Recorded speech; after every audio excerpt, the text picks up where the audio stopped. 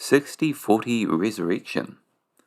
Some might argue that after several rounds of shock therapy, the 60-40 portfolio investing approach has been brought back from the dead.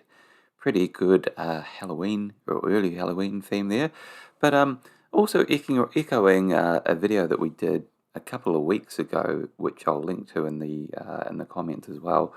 But what we're looking at here is another chart on the whole 60-40 investing approach. So that video that I mentioned just briefly, it showed the weighted average valuation indicator for a standard 60-40 portfolio, so 60% US equities, 40% treasuries.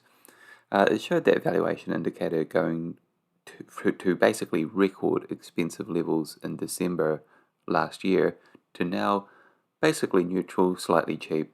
And that path, that indicator going to extreme expensive kind of flagged the extreme drawdown that we've seen in that 60-40 portfolio because, as is quite rare, both the 60 and the 40 element both went down materially together.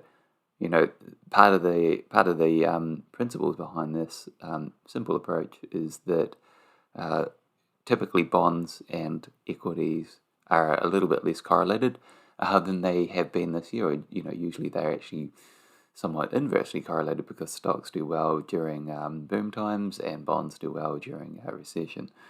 But anyway, zooming back in on this chart here and keeping in mind that valuation point, and this chart shows you the capital market assumptions, the expected returns for a 60-40 portfolio, and a big part of what goes into those expected returns is valuations. So, I noted that, while this approach has had its day in the sun, and ended up getting burnt to a crisp this year, the approach is probably too simple in general, as it is missing other important assets, missing an active process to control risk.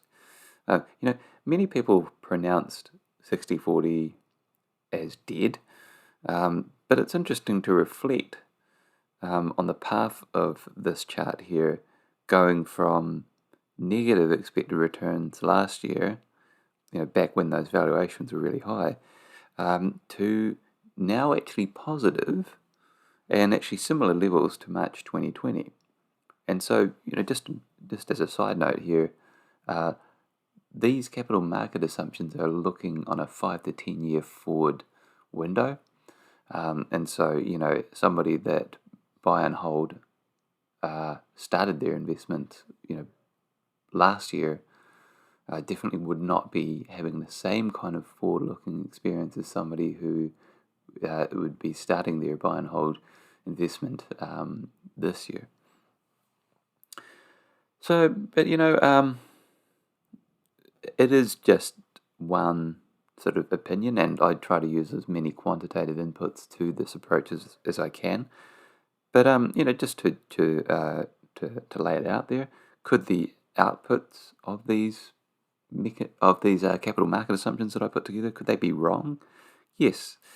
Can they get even better, which would happen by further drawdowns in stocks and bonds, or yes, that's also possible.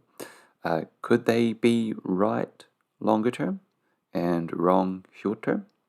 Almost certainly yes. And also, could 60-40 portfolio turn in positive returns with equities still drifting lower or sideways?